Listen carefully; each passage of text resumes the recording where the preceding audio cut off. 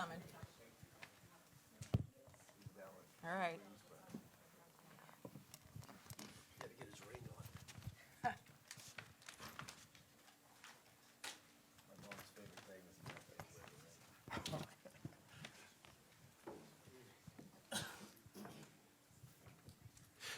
Good morning, all. Thank you for joining with us. This is our final day of our issues conference. We've got a lot of good discussions going on, but we have three members here today, all for a certain purpose and different issues that I'd like to talk about. Then we take it up for questions. We're going to go with Ashley Henson, who serves on appropriations, but I'm very proud of the fact that appointing her to the Select Committee on China, and this is one committee I think you should all follow closely. Remember, 146 Democrats voted for this Select Committee. I don't know if you watched their first hearing, very impressive. Hakeem and I, the minority leader, got together and met with all of them.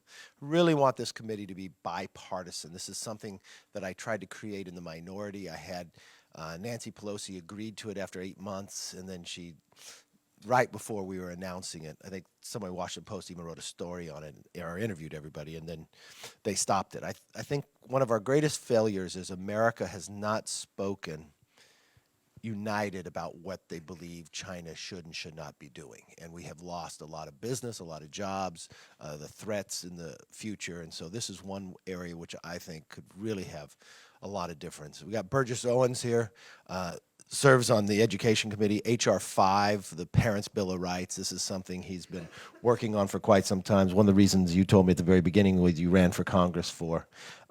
Bruce Westerman, Chairman, Natural Resources. You see H.R. 1, lower energy cost bill. 3 committees moved it through. Yours is the anchor of all this, of how to make us energy independent with the foundation, the NEPA reform, and others. So what I want to just do, have a little discussion with all of them, and then we'll go into questions. That works for everybody too.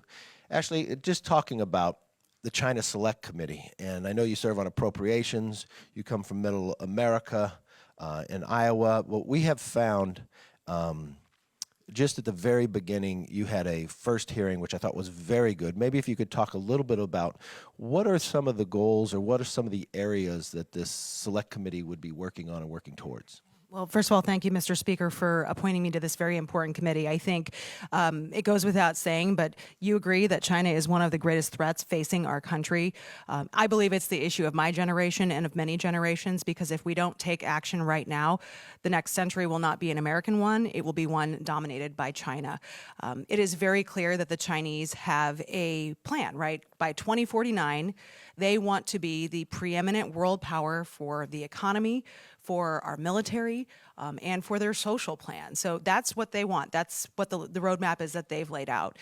So I think it's imperative that we lay out our roadmap of what that next American century looks like, but also lay out a plan to hold them accountable for, let's say, the human rights atrocities that they continue to perpetrate.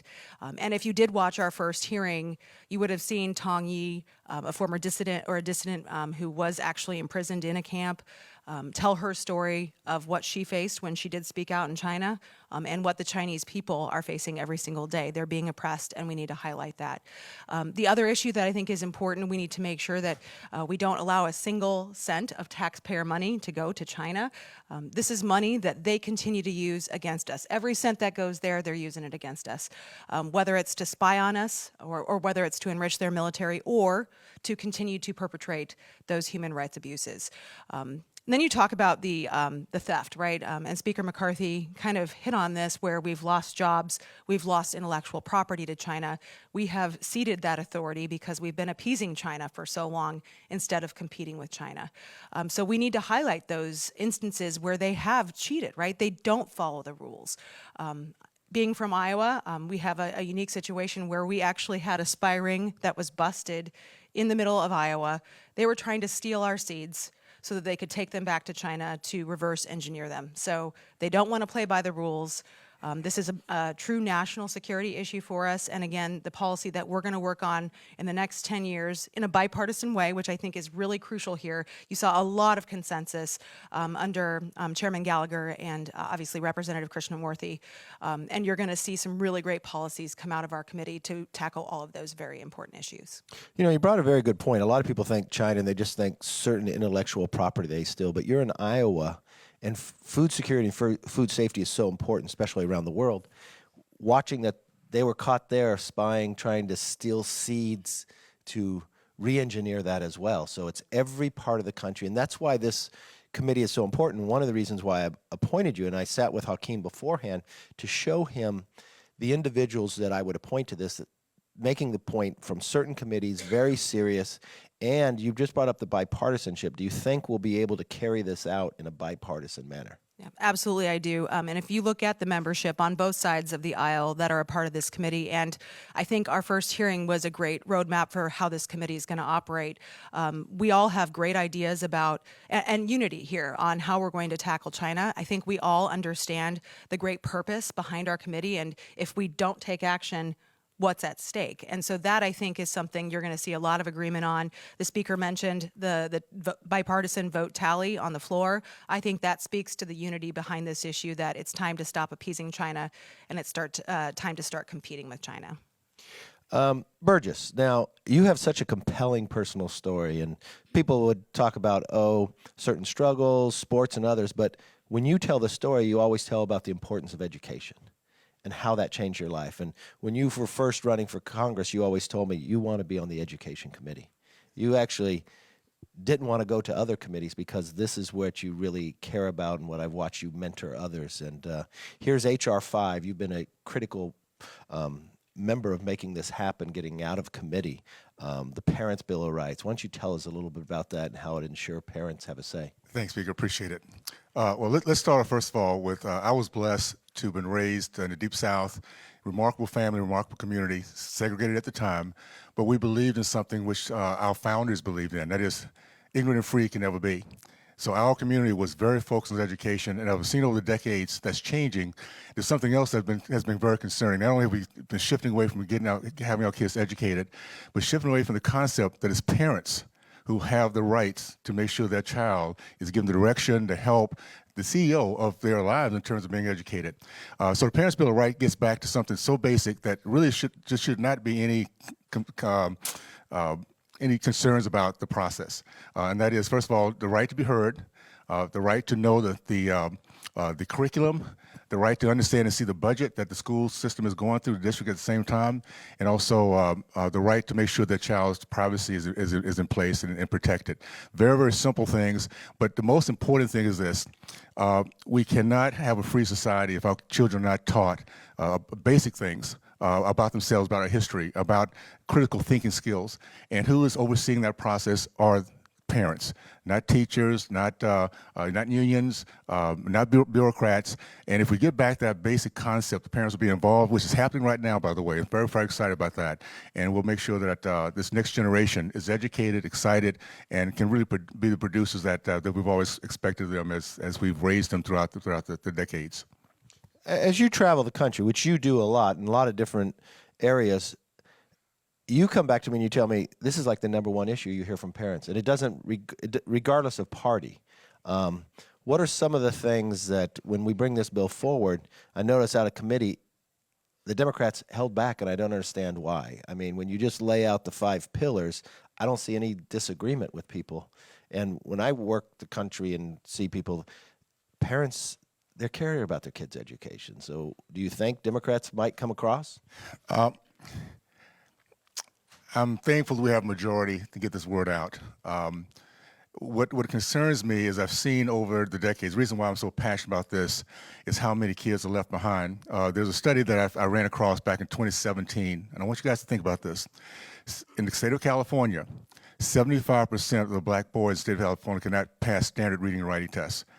In Baltimore, zero proficiency in math in many districts. This is what's happening throughout our country, and it's a national security issue. These children that are not growing up to think, to produce, to be proud of who they are, will impact the rest of our society. So just know whether your child is in a good district or not, or you think they are, at the end of the day, our nation has to be educated. Our nation has to be, as a total process, diverse and as we are, to believe and understand our country is the greatest place in the history of mankind. If they do not believe that, we all are at risk. And it's sad to say that 17 Democrats voted against Parents' Bill of Rights, that parents are controlled, but parents should be should not be looked at as terrorists when it comes down to asking the big questions about their children's future. So this is going to be a big one. I'm so thankful to be part of it. I'm so thankful that we have a majority now that understands this and be pushing it through. And I'm just excited that the parents will know now that they will have a seat at the table to make sure their child is being educated correctly. Thank you. Mr. Chairman, H.R. 1, and you are, 3 committees worked on it, but you are the foundation of this whole bill. And when we think about the challenges in America, inflation high, price of gasoline is $1 higher than when Biden took over. We've watched government pick certain forms of energy over others and put us in jeopardy and make geopolitical a more difficult place. Even if you want to build anything, the permitting process is backwards in them. So talk to us a little about H.R. 1. It's our #1 bill. You're pretty much the author of it from all the work you have done, and from NEPA reform and others that won't just help this, could also help from infrastructure and everything else we're doing. Tell us a little bit about it. Yeah, well, thank you, Speaker. It's an honor to be here to visit about H.R. 1 and to hear the other issues that our conference is working on. But as you've prioritized our lower energy cost bill as H.R. 1, it shows that we're putting this front and center to the American public, that energy is a big issue. Energy is the foundation of our economy. It's fundamental to everything that we do. And as energy prices go, so goes our economy. But it's much deeper than that. When we become dependent on other countries for energy, then that is a national security issue. And when we talk about energy, we're talking about all forms of energy. I think people want to label Republicans as just fossil fuel energy people, but we're talking about the full spectrum of energy. How do we develop more domestic energy? How do we become less reliant on foreign countries? And today, when you talk about energy, we're not just talking about oil and gas. You automatically start talking about mining, because to have an electrified economy, you have to do a lot of mining. And there is an attitude in our country now that we want everything, we just don't want it in our backyard. And what the Lower Energy Cost Act does, it addresses energy production, it addresses mining, and it addresses NEPA, which is at the root of stopping a lot of domestic energy production. So we want to streamline NEPA. We're not gutting any environmental laws, and we can make a strong case that what we're doing on energy is much better for the environment in the long run than the path that we're on right now. When we make energy in America, we make it cleaner and safer and more efficiently than any place else in the world does. When we mine in America, we do it better than any place else in the world does. We do it with stricter environmental regulations. We do it with no human rights violations. And at the same time, we could be increasing jobs and growing wealth in our country instead of exporting wealth to countries like China and Russia and Saudi Arabia, where we're going to be more reliant on for these for energy sources and for minerals if we don't develop it here domestically. So this is a really big issue that affects all of America. You know, as I look around the room, you see the lights, all of the computers, everything that keeps us going comes back to energy and mining.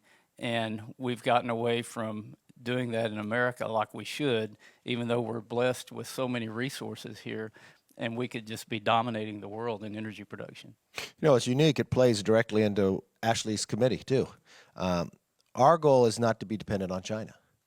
But if we can't mine our own minerals, we're more dependent on China. China controls 90% of all critical minerals, but they also control 95% of the processing of critical minerals. And some of the real challenges, if people are willing to put the capital up, they can't get the permits or others to go. And you raise a very good point. I mean, when you think about if you're going to produce something anywhere in the world environmentally sound, human rights are going to be cared for here in America than anywhere else. And our natural gas is 41% cleaner than Russian natural gas. Right, and even the oil we produce in the Gulf of Mexico has much less environmental impact than the oil that we ship across the ocean that's produced somewhere else. So we win in every category when we do it here at home. Well, this will be marked, it's been marked up in your committee already, and then we'll we're going to have time to debate it on the floor a lot and move it through. Hopefully we'll see that it's bipartisan as well. These are just a few of the issues that we've already, I know we haven't been in the majority for very long, but we've got a lot of work cut out for us. I mean, the best way to tackle inflation, best way to make us economically stronger with more jobs is H.R. 1. The greatest future that we have is to be able to make sure we're not dependent upon China.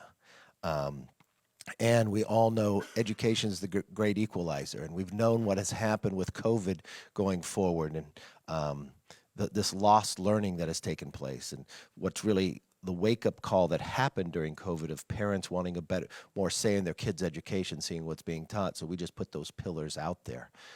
So they're all critical about our future, and this is really what we've been focusing on. Let's go to questions. Thank you for helping cover our retreat. We appreciate it. Yes, ma'am. You guys are going to vote on it likely. This is fabulous. You're asking about the subject. Take all the time you want.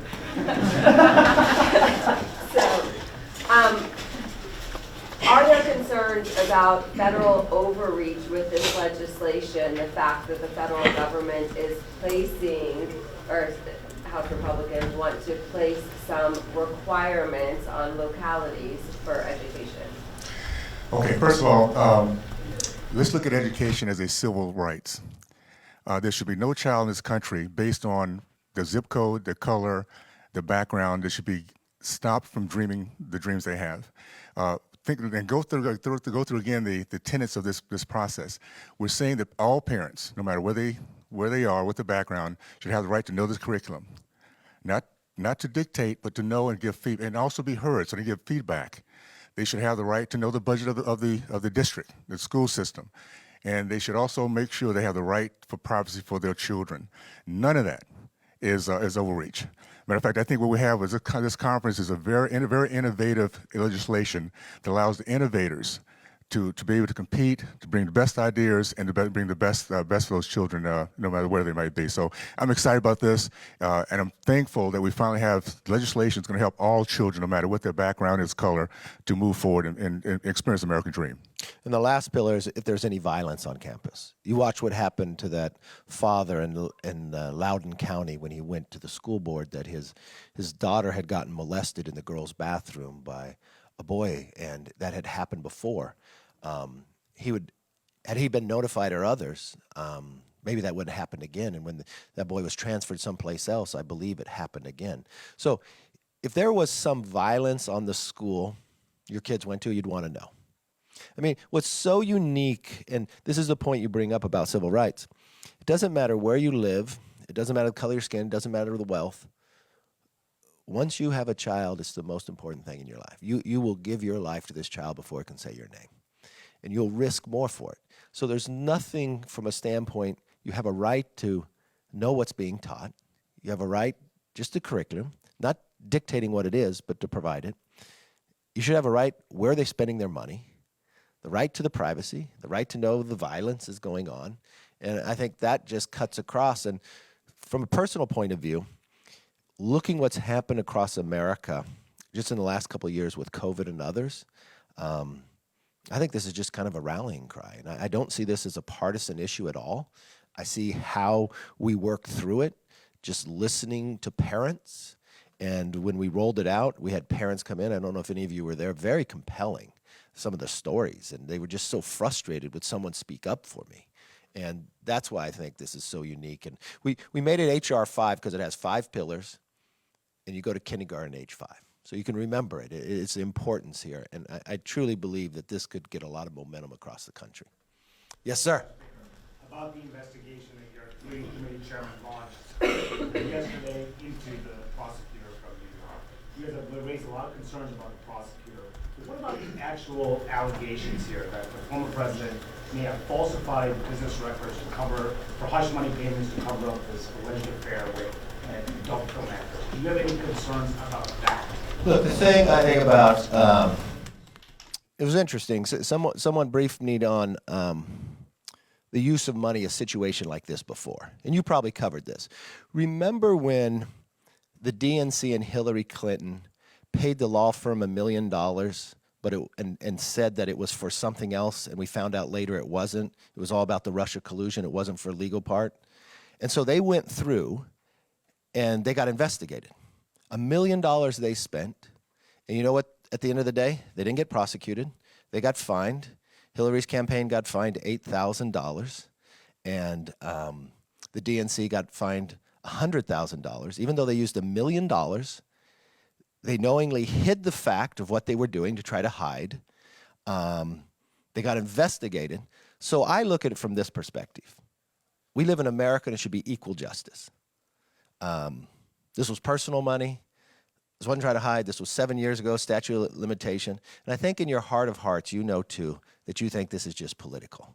And I think that's what the rest of the country thinks, and we're kind of tired of that. I mean, we're sitting up here just going through an issue conference. We just brought up 3 major bills that we've worked all of our time. We've strived to get these bills created. We worked really hard to get to the majority, telling the American public that this is what we're doing. This is what we're going through. And this is what we're explaining to you. And I know you've asked me this question a couple times all during this issue conference, and then you'll come back and it dominates the conference. No, we're not talking about this in our conference. You're just asking about it. So it only dominates your asking. But we're excited about doing something to make sure we're not dependent on China. We're very excited about making sure children and parents have a say in their kids' education. And we're excited about making America energy independent, lowering the price of gasoline for everyone, sustaining a geopolitical world that's actually safer, and actually bringing down inflation. So those are the things I focus mainly on.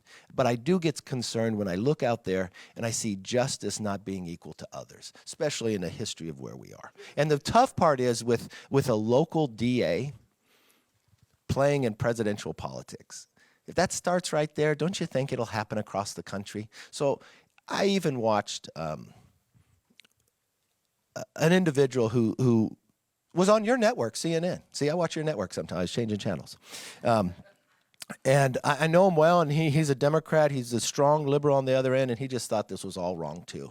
And so I think it's a place that the country can unite. They want equal justice. They just think it's wrong. Yes, sir. China real quick. Sure. Chinese President Xi Jinping is meeting today once again with Russian President Vladimir Putin. What sign does this tell you, number one? And number two, how do you stop China's influence with programs like the Thousand Talents Program and the Confucius Institute here in the United States on university campuses and at our labs, taking that information back to China to be used in the government and for military purposes? Great question. I'm going to start, and then I'm going to turn to Ashley, too, because this is exactly what this committee would be looking at. But your first premise of your question, think about it. President Xi has only left China twice since the pandemic, and both times revolved around Putin, Russia. The other time was North Korea and Iran. That's a very, very concerning future.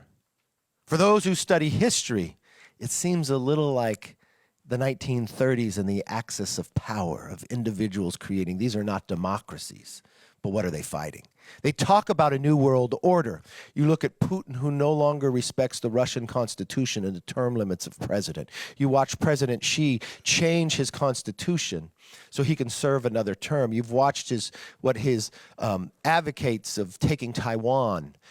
You watch North Korea now. All that transpires because there's a vacuum of leadership around the world. And why did this begin? Well, the pivot, a couple different places. When Joe Biden met with Putin and he lifted all the sanctions of Nord Stream 2, it gave the wrong message to Putin to invade Ukraine. When President Biden didn't listen to our military and he pulled out without telling even our allies, and the Bagram prison broke free,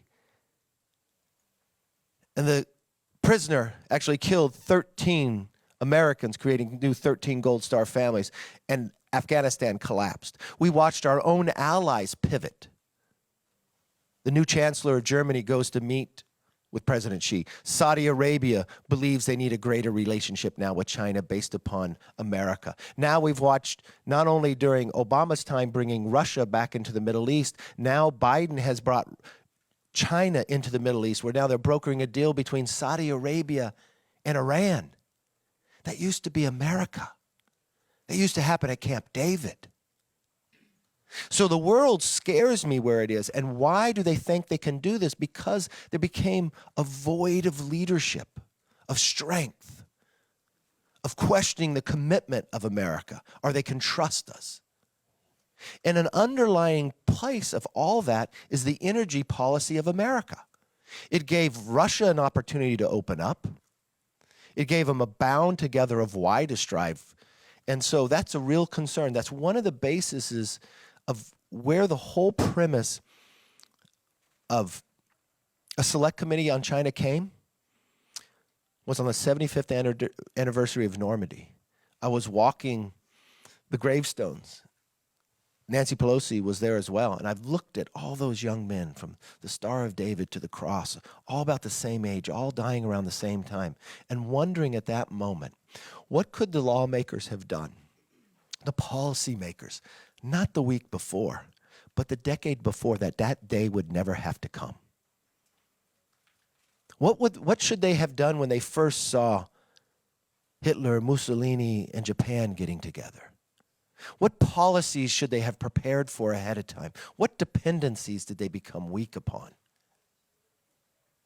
What aggression did they look the other way on building up a military of Hitler, even though it went against the Treaty of Versailles?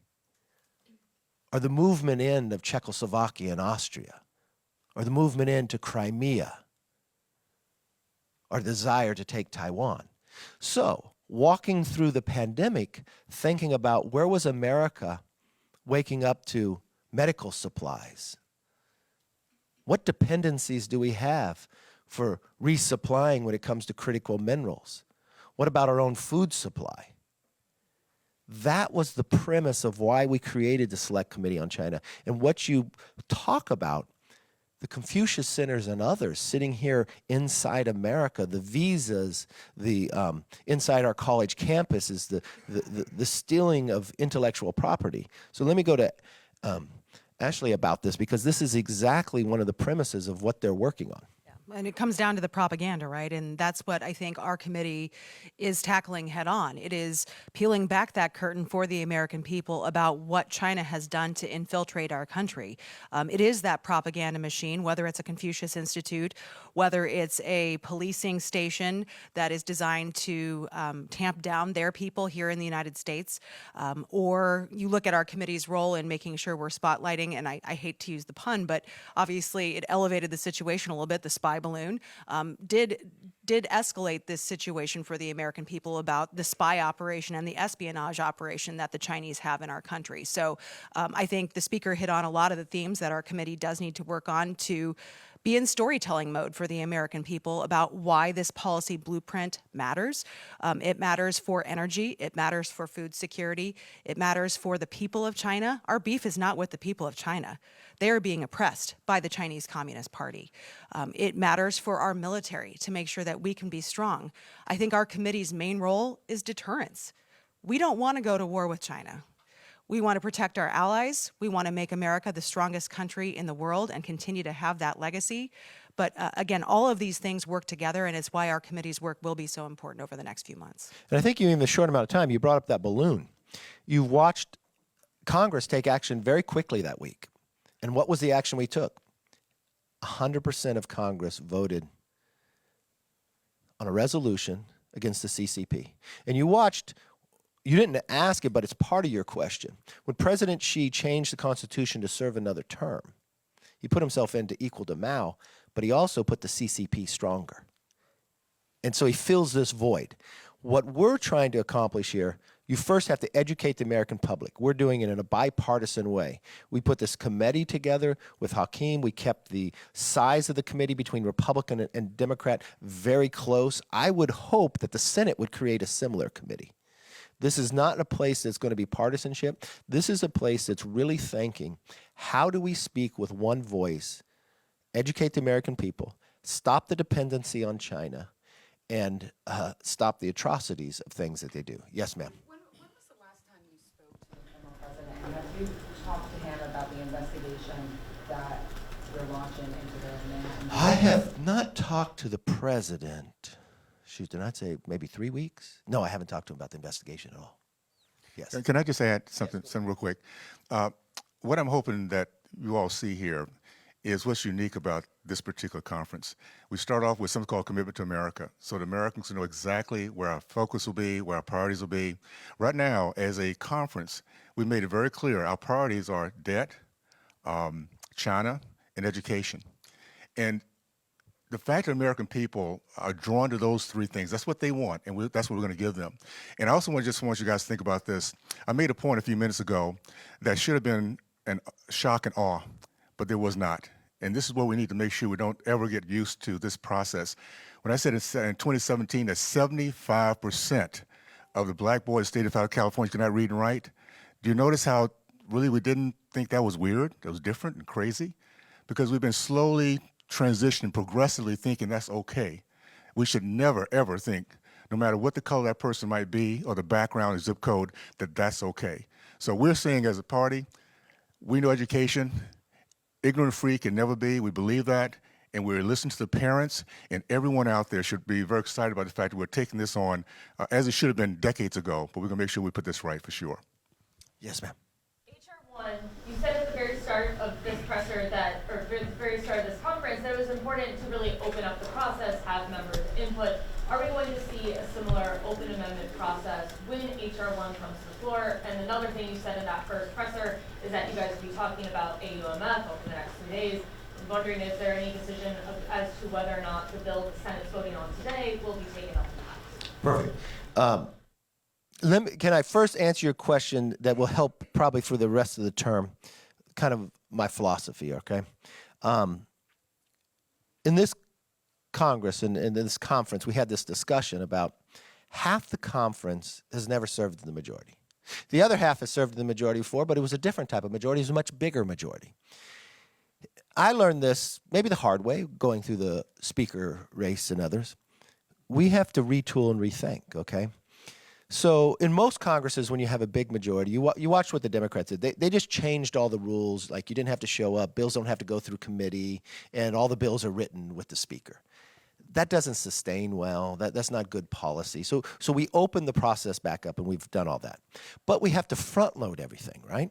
So it's not where committees just work and then, okay, we're going to get it on the floor, and people are just going to then change with their amendments. What we try to do now is work all that out at the beginning, okay? So we have, especially in bills such as this, with the Commitment to America, we spent the last year, and it wasn't just Bruce sitting down.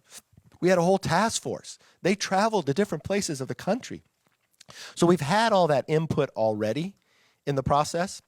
We walk through it. There'll be amendments, but we've had this very open process. So especially on Commitment to America ideas, they've all been there. Now, when you ask me questions about bills in the Senate, I want you to believe and understand this principle and philosophy.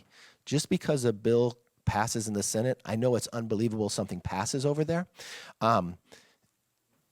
doesn't mean it comes directly to the floor. I believe in the process. I think we've got to get back to the foundation the way Congress and Senate was designed, right? They have ideas, they pass something, we pass something, we go to conference and work it out. The AUMF, it's something we both have talked about a long time. It'll have to go through committee. But what I look at, and I was trying to look at what did the Senate pass, I think it has a good chance of, one, getting through the committee and getting through the floor. But don't preconceive any idea. And one thing you got to know in principle, too, we're not taking up an omnibus. It's not going to happen. We got to get back to doing the work that the American people expect us to do. Yes, ma'am. Yesterday, Chairman McCall mentioned that any AUMF would be a repeal in the place. Is that where you stand? Well, the thing you have to understand, there's more than one AUMF, right? There's one dealing with Iraq, that's the one they repealed, and then there's a worldwide one on terrorism that they kept. I always have a concern, And especially when you deal with an AUMF and others. I was not here to vote on either of the creation of those, but you're 20 years into this now. I think it's very healthy that we take this up and look at this. I still want to have the ability. I watch the world is not a safe place. I still want to take actions if there is a terrorist anywhere around the world. And if we're keeping that one AUMF and we're removing another one, that's personally where I believe I am. So I want to see and allow this to go through committee, and I think it would be probably modernizing a term someone would see, but adapting. And we have a lot of members, which is so unique from when the AUMF were first voted on. When that decision was made, there's a lot of people sitting in Congress that went to defend us under that AUMF, and I think they should have a say in the process. Yes, sir. Personally, you do support, in principle, repealing those two AUMFs. Not both. I support in keeping the worldwide AUMF so there's action that can be taken if there's a terrorist anywhere in the world. But Iraq, we're 20 years into it. I don't have a problem repealing that. Yeah. Yeah. But one provides the ability of terrorism around. Well, let's go up front. You had your hand up already. To your point earlier about all the issues that Republicans are trying to highlight here and what the folks work on, and in addition, inflation, which was another big issue for Republicans in 2022 when you guys took the majority. When Republicans are coming out and defending Trump so hard at this point with this investigation in Manhattan, does that risk keeping the eye off the ball and taking away from the issues that Republicans might pick up voters, suburban voters in 2022 going forward? Okay. I hear your question. I don't agree with your question, right? So it's not here that we're coming to defend President Trump. What we're coming to defend is equal justice in America. And I think every American believes in that. I've watched CNN last night, a person that is never going to vote for me with the exact same position. So I don't know if you would phrase the question the same to him as you would to me, because we both come to the same answer, that what we see before us is not equal justice. What we see before us is a political game being played by a local. Look at just as this isn't New York City. This is just the Manhattan. This is just a borough DA. Okay? So understand the question you're raising or the person you're defending. Do you want to defend a borough DA who's taking up a case of a person who's a nominee for president, don't talk about party or the name, who others have already looked at and says it doesn't work, who's more than 7 years beyond the status of the time? I think if you really thought that way and looked at all those facts, you probably wouldn't ask me that question, not in the same way, or even ask it. You would have asked me about education, China, or HR 1. Go right ahead. Which is what I want to ask about. Yesterday, Congressman Carlos Jimenez spoke about chain supply, not to depend on China, to look to our neighbors in Latin America as far as that is concerned. How are the Republicans looking into the influence of China into Latin America? Well, I think it comes down to continuing to look at opportunities for trade. We've seen a lackadaisical approach out of this administration to enhancing our trade around the world. And providing these opportunities is exactly how we're going to counter China's influence, whether it's in Africa or whether it's in Central America or in the Indo-Pacific. And that's going to be our focus, is continuing to find ways where the United States can partner with these countries, because it does a couple of things. Not only does it counter China and they're trying to, in the influence that they're trying to perpetrate in these countries, but it helps lift people up around the world. And that's exactly what we should be doing, because China is doing it the wrong way. They're coming into these countries and making grand promises, very expensive propositions for these countries, and they're desperate. So they're saying yes. America needs to provide that opportunity through economic growth, and so I think that's what we need to be putting pressure on the administration to continue to enhance trade opportunities. We need to make sure that any trade agreements agreements we do have teeth in them. We know China doesn't play by the rules. I mentioned that earlier, but you look at the trade agreement that we have in place, they didn't follow through with that either. So this is about continuing to show that America is a willing partner. We care about economies around the world. We care about safety and security for our people, and we care about helping elevate other countries as well. And if I can add to that, when we look at energy and mineral resources, China is hoarding minerals from around the world, and they're doing it without any kind of environmental guidelines. When in the 1990s, we produced about as much copper and steel as China, and today they're producing 10 times more copper and almost 11 times more steel than we produce.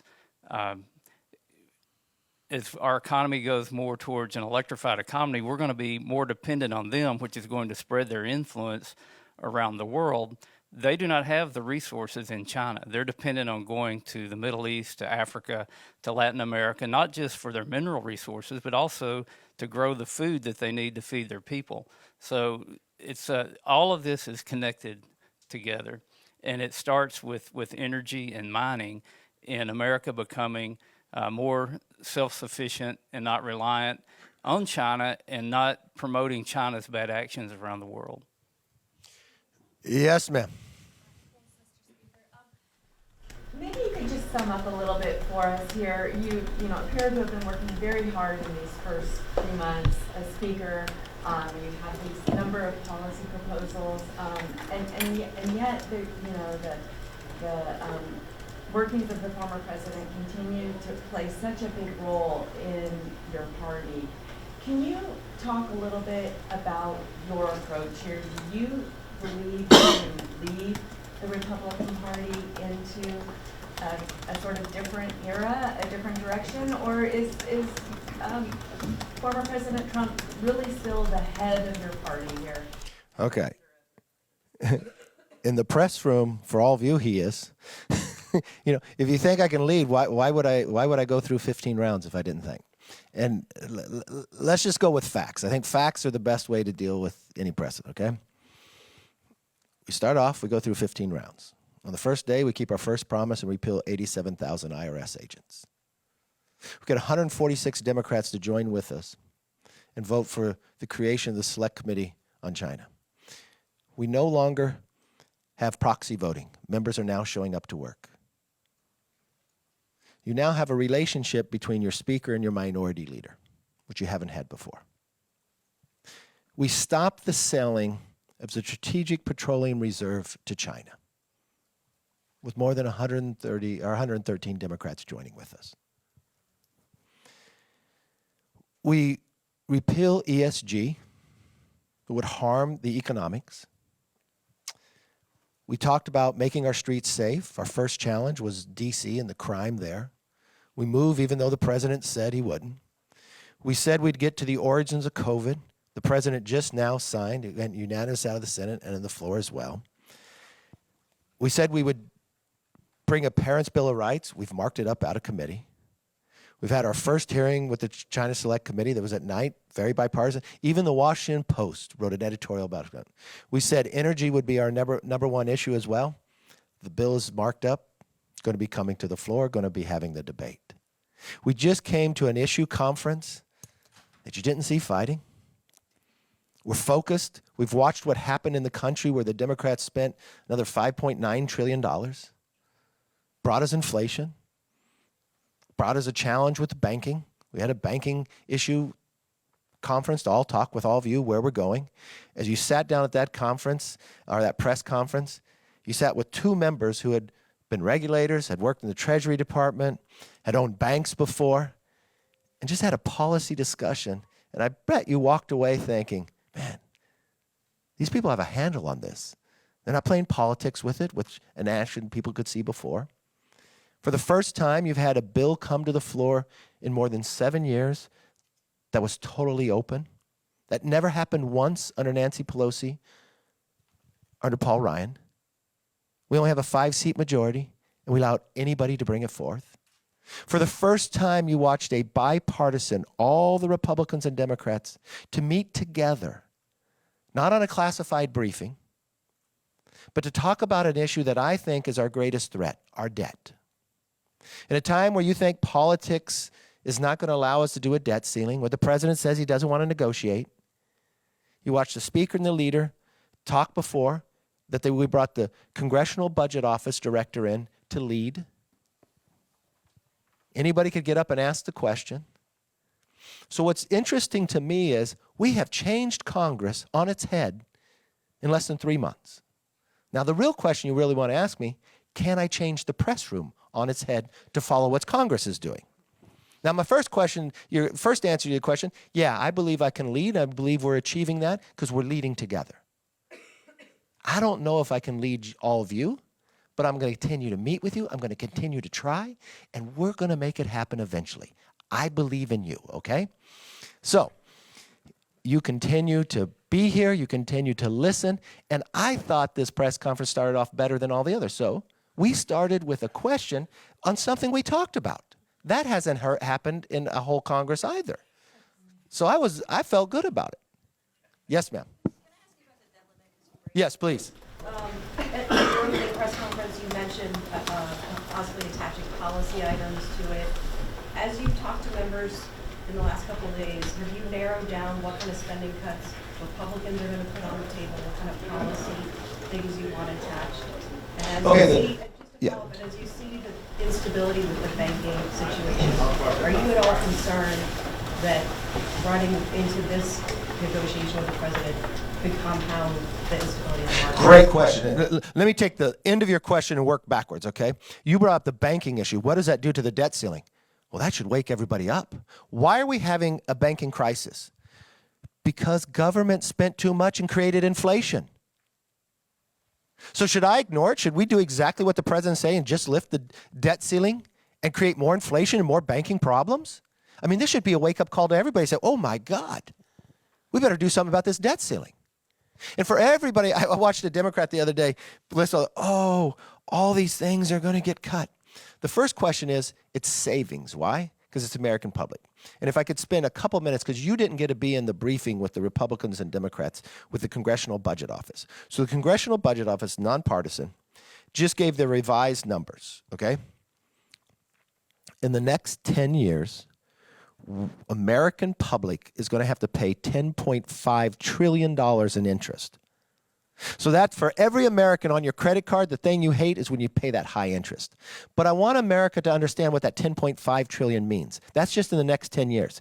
If you take the last 80 years, we've only paid $9 trillion in interest.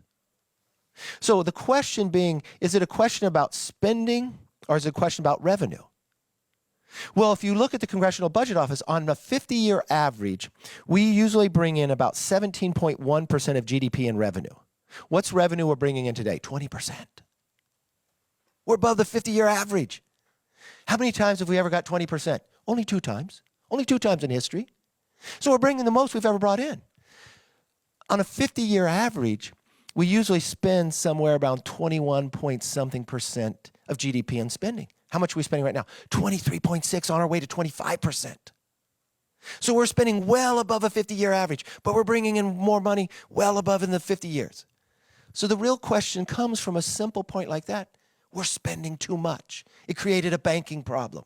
And it's going to create a debt to 120% of GDP we have not seen since World War II. And we got a challenge with China. So the banking issue should wake us all up and say we should do something. And for every Democrat out there saying, oh my God, if you had savings, what would happen? We would go back to what we were spending 4 months ago. You were all pretty good 4 months ago, weren't you? So I believe to get a debt ceiling agreement, you have to be spending less than we spent before. And if we had H.R. 1 and we had energy prices lower, there'd be lower inflation, so banks would be safer. Americans would have more money in their pockets. There'd be more jobs, and the world would be safer. I would think that'd save us money. If we put in work requirements, it would help people to get back to work, so that would deal with the supply chain. More people would be working, more revenue would come in. If he wanted to do something of securing the border, it would stop 300 Americans from dying today and dying tomorrow and dying the next day. So all I'm saying is, from a perspective looking back, Republicans are being very rational, sensible. And if I look at everyone across this country, they think we should get in a room and work this out, especially because of the banking issue.